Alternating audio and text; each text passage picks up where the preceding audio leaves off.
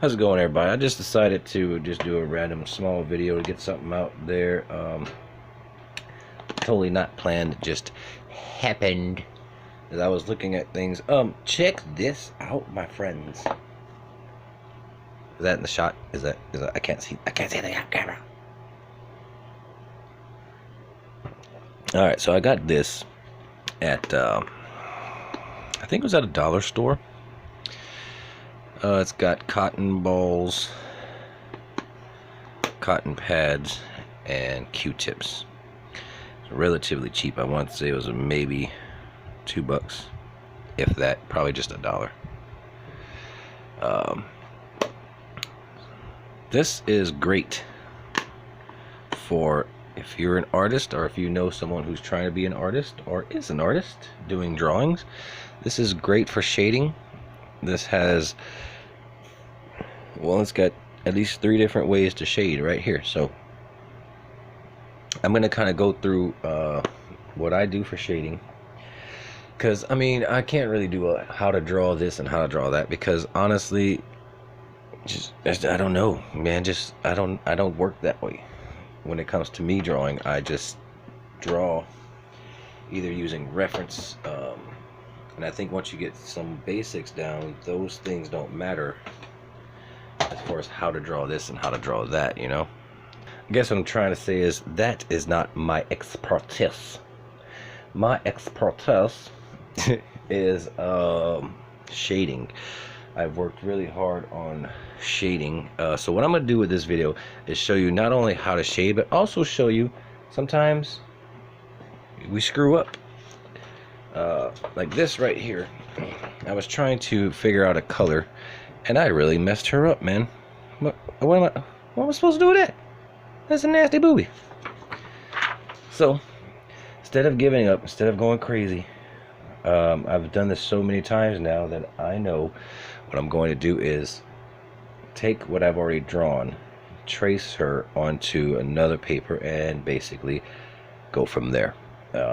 I might be able to cover what I've done with acrylic paint. However, the paper that I used is not good for acrylic paint, so it would look redonkulous. So I'm going to put her on a higher quality paper. That's another thing we're going to talk about when it comes to drawing and shading. I've got 2 different kinds of paper here. This is just some scratch paper. I was getting a possible drawing to do, a possible painting later, which is how I did the anime girls. Let's see if I can find those for you. Alright, so here we go. We've got here is kind of what I'm talking about, a sketch on that same kind of paper, scratch paper. Okay, and then what I was able to do was put her onto a higher quality paper and then paint her up. Now, see, I can barely bend this paper. This is nice, thick watercolor paper, and it's a lot better when it comes to painting. This would just make it all crinkly because it's just regular paper. It would bleed through everything. It would just be a disaster, a wet, mushy mess. Alright, so, and this was the first one I did like that. On this one, I wasn't planning on doing the painting, and then I brainstormed and came up with it. So I was actually starting to shade her up, and then realized I could do painting. So she was the first one. And then I got her the same scratch paper versus high quality paper. Now when I say high quality, I'm not meaning expensive. This was just at a regular art section of a general store kind of. It was just a heavy, thick paper. In fact, that was I think at a Walmart. So just a heavy, thick quality paper. It wasn't really expensive. It's about close to $9 for a tablet, so it's got a lot of paper in there, a lot of potential. So I have a few others that will go that same way. We've got her, who is eventually going to be put on a paper like that, and her, and they will be painted up. I've got a few others I'm working on, but these 2 are pretty much done. Alright, now that's what she's about. So she's still rough. but I figured we could see how shading works on there. Now I'm also going to show you off of a kind of a mid-grade paper between these two and the ones that I had paintings on, and this shows how the shading comes out on this one. You can kind of see a little bit of kind of a textured look on the shaded parts there. Okay, so it depends on what kind of paper you have and if it has what they call a tooth. These two are pretty decently flat as far as tooth. Printer paper for sure would be flat, and the shadings that you do on those different kinds of paper yield different results. So I would suggest playing around, know your paper, know your supplies. But what we're going to do right now is show you how I shade as far as certain areas for certain things. Now I'm not going to do 100% everything that I do here, but it will give you a good gist. So she's already got a lot of lead on her, so let's use a Q-tip first. And I use a Q-tip when I'm trying to get areas I don't want everywhere, right? So I just want to focus in. All right, and then you just lightly rub in whatever motion you're needing. I want to pull some of, think of it as like kind of like sculpting-ish. You're trying to pull things from areas to other areas, because that's literally what you're doing. The more I'm doing this, it's basically smudging and smearing what's there, and it's going to do it into, of course, where I am bringing this Q-tip. It's not going to move it somewhere else, so of course it's going to go where I'm moving it. But let's say I want that rounded look here, then I'm going to start off kind of rounding, and I'm going to be pulling. The more I do that, the more I'm pulling lead onto this, which eventually I will then be able to use that for other things. It's basically to move it back onto the paper. So you're going to lose some of your lines, and that's fine. You still have a pencil, hopefully, and what you'll do is just go back over the lines that you've lost. Now of course you're not going to do the whole thing if you want that, so say I'm bringing in little circles, half circles for that rounded look here. I'll do the same here. See, that makes it a little more, shows what I'm trying to talk about. And then you can lightly start bringing less and less of that down.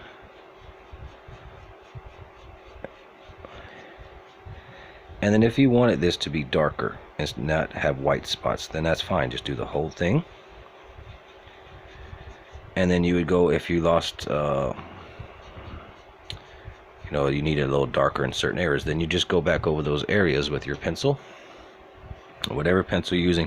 For this particular video, we're going to stick to one pencil. This is just a regular mechanical pencil, a 0.7 millimeter. And then you just make some real light markings where you're wanting it, and it doesn't have to be perfect as long as it's not real hard and it's just light, because you're going to reshape it with your Q-tip. And just practice that back and forth, and that'll give you a more focused in darkened area. And it's going to take a while, but honestly this process is so, to me, relaxing. As long as once you start knowing. Now when I first started doing it, there's times things would get too dark. I didn't like it. So yeah, there's gonna be frustrations back and forth. Just hang in there. It's all about practice. It's all about discipline, and just continue to learn from your mistakes. And if you forget something and you end up doing the same mistake again, don't sweat it. Just fix it if possible. Sometimes they are, as Bob Ross said, happy accidents, not mistakes. Alright, so let's say I want to lighten this up. Well, then if you have a kneadable eraser, or you can smush it around, warm it up a little bit, and then you can slowly pull. This pulls off a little bit. It doesn't pull off an entire amount, or the entire amount of lead. So you could shape it however you're wanting it. And and then dab it, kind of like a pull, and that lightens it up a little bit. Get a little bit more of our highlight there, and that gives you like a base for a highlight. And if you wanted even more of a highlight, like a spot where it's shining, then you would do a regular eraser on that. So there's a back and forth as far as my shading technique. All right, now let's say here I want these to be more of like a black leather boot. To start off, I'm not going to jump right into ink, but you could. What I'm going to do is, to get an idea where I want things, I will start doing the shading with a pencil, and then if I decide I want ink to give it that darker leathery look, then we could do that on top of it. But at least this will give me an idea. This is totally, when it comes to doing this kind of thing, as far as the like black leather look, that's all up to you. But just for this video, as far as shading, we're just gonna show you how I could do that. All right, so let's do it with a cotton ball. So now cotton balls are gonna give you a little different. Of course, they're gonna give you a broader area, and you may lose some of your design, or it may leak onto where it should be white. So it's not going to be as much. It's going to be lighter and lighter. So eventually you'll have the paper tanned, and you would have to erase if you want that background white again. So it's not exactly the same, but this is ideal for if you are doing a portrait or a bigger area where you just want it to kind of have a subtle look of this darkened area. And then the more you do that, the more, like, you know, the darker it'll get. So the more I put more on, and again, these are light strokes. You're not trying to cut into the paper. Don't go hard on it. But see, it's not going to take this off unless I go that darkened area there until I continuously go over it. So like right here I have, because when I was doing it, I wasn't sure how big I was going to make it, so I kind of have two basically outlines there. But if we want to make that more of a shadow area, then we just come this way,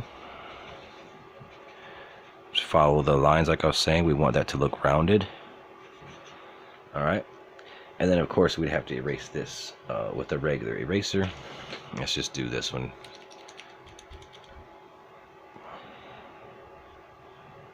And then you would, you know, edge that up. Now sometimes while I'm doing this, sometimes I have a specific paintbrush. You can do any size that has never been used for paint. You can see some lead on there right now. It's only been used for this, and that is to brush off any eraser leftovers, because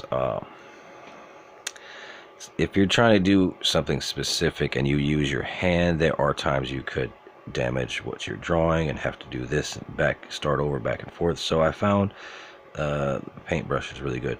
Now a paintbrush, if you can get different sizes, like I said, and keep them from being used for painting, paintbrushes do well for shading as well. I don't have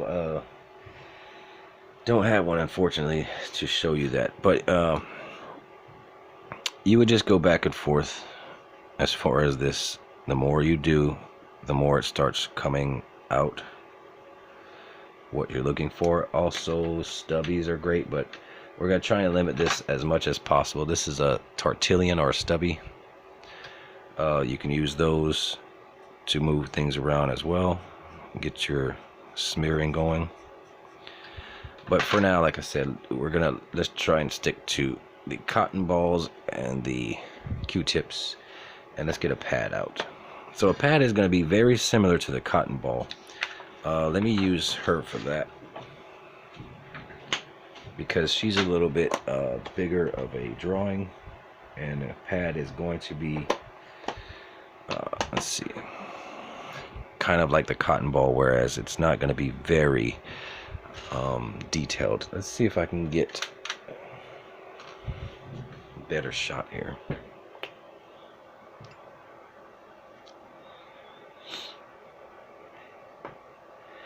So as you can see, I've got some stray lines here, and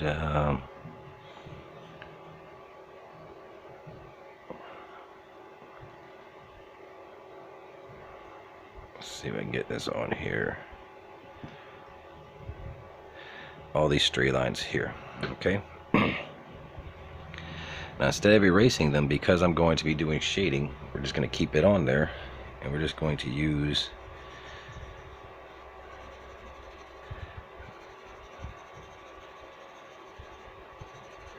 this pad here, and this is going to take a little bit longer than it would for everything else. You could push it a little bit harder and try and get those out. It's been a while since I drew her, so I don't know how hard it's going to be, if they will even come out, but we'll see, because these are having a little bit of issue getting out, but let's see what'll happen. All right, so you could use that. See how this kind of starts giving that shade look versus all those lines. Oh no, my music went off. Okay, let's use the cotton ball, see if that'll help us out. Okay, it's slowly bringing, I think those are some old lines that I may have erased before and they just kind of stuck around. So I may have to actually do something with that to get those out of the way. Let's see how we can do that.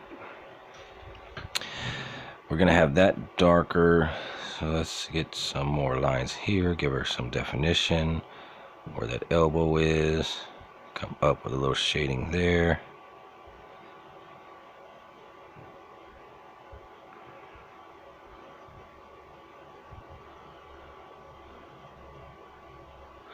Now there are ways to just do shading just straight off the pencil. If you can do that, so be it. This is just one of the techniques I use to get that skin tone look. I think this paper is too soft for all this shading. That might be what's happening here, because that's feeling really rough. Let's see. So this paper I might actually need to try and do like I'm saying, where you just use just your pencil and you would just do lighter and lighter, build up. It doesn't have to go straight onto dark colors. You just keep building. And that's kind of where I faltered when I was starting out. I thought if it was dark, you just go straight up and make it dark. And then you get that shiny look on your paper when a light hits it. That shiny look is that you've actually damaged the paper, and you were pretty close to cutting it if you didn't already. Kind of cut the top layers, and it creates that shiny look. If you want to avoid that, then it's going to be layer by layer, just real light. And the more you put on there, the more it's going to start building it up. Okay, so that's starting to get a little darker there. We're going to put this cotton ball on there and lighten it back up.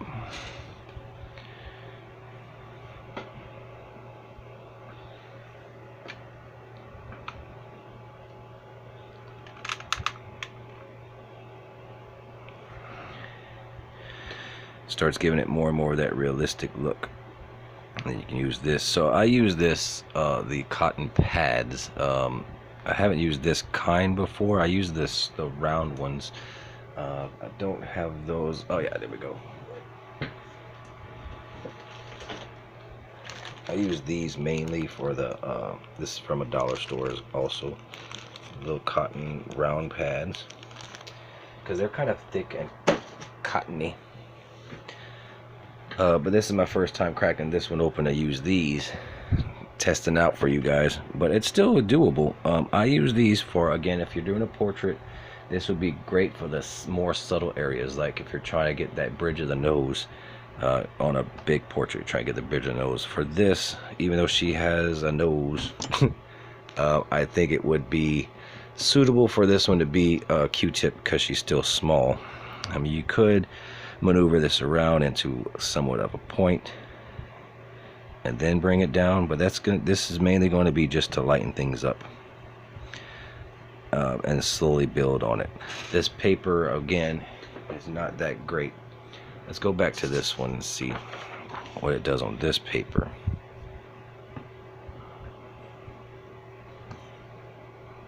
So let's see about her stomach here.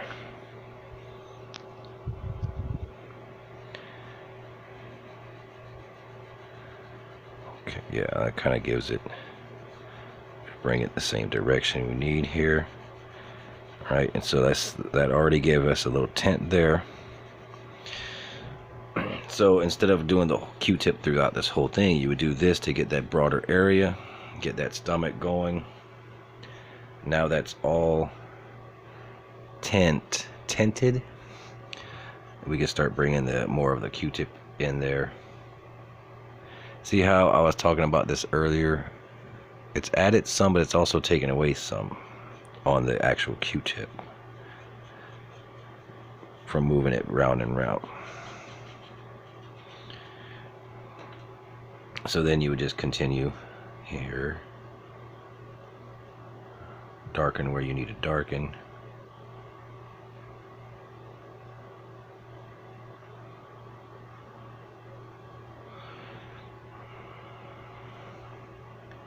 Like I said, you would go back over the line. Any lines that you lose, you can always go back over.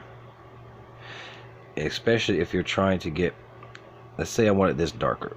Or right here, let's go here. We want this darker, right? But I don't really I'm not sure how much darker. So let's say I don't want to put lead directly there. So then just go back on the lines that are adjacent to it. I'm gonna darken there. I'm gonna darken there. Now why would I do that?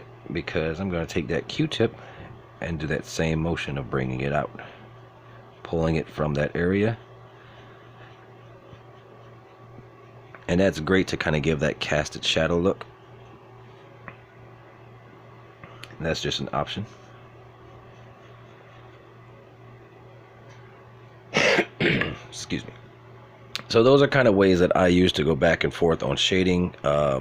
Give it a try. Let me know if it's something that you can find, that you found helpful, if it's something that's helped you out, and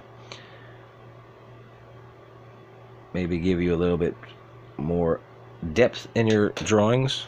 And if possible, if you have a reference to know where you want the shading at exactly, that definitely helps out,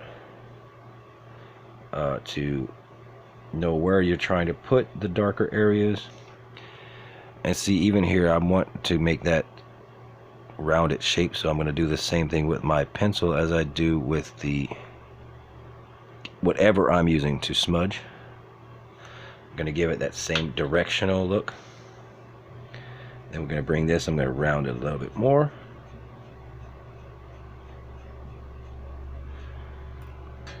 And then the trickier part will be erasing those areas that you bled over into, if need be. Just be careful, and as long as you have, even if you knock out some of your line work, just try, when you're erasing, just try not to knock out your shading work. But if you do, then you just erase what you can, go back and correct what, if something got erased that wasn't supposed to, just go back and correct it, because at least you'll have a base of your shading. So then you'll just match what got erased to what you have there, and it shouldn't take as long as the initial setup of the shading. Now the paintbrush, yeah, I wish I had, I'm gonna have to do a video with the paintbrush next, or another time. I need to find one that would be ideal for this sizes. I used to have a real small one that was only for drawing, but I have misplaced it. I think a cat ran off with it, I don't know.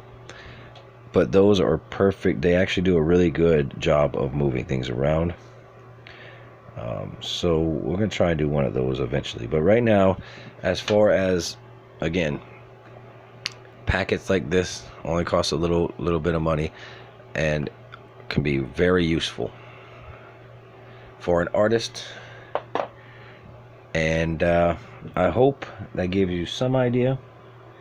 If you're looking to get someone, an artist, or if you are an artist and you're looking for something to kind of, you don't have that much money but you need some kind of supplies to get your drawing game up, that's definitely something to look for. Little case like this gets you some Q-tips. Even these little small travel cases of Q-tips, like these, totally helpful as well, because the Q-tip is the main star of my shading story. I use the bigger ones for, like I said, bigger objects, or trying to get a tint, what they call a tint, like this, where everything's kind of that same color, because then you could pull off highlights with your eraser, or if you add like some gesso to like a small paintbrush, or you could even do whiteout. But I suggest if you do the paint or you do the whiteout, anything you do that's on top of it, like even if you do white charcoal I've tried before when I started, and it makes a blue tint by accident. And I got one of those here. This is one of my earlier attempts at trying shading, and it gave a blue this. I have a laminate on here, so let's see if I can get these bones kind of have a blue tint to them. Let's see, this clouds in the sky, those were because I had put lead down, and then I decided to do the highlights with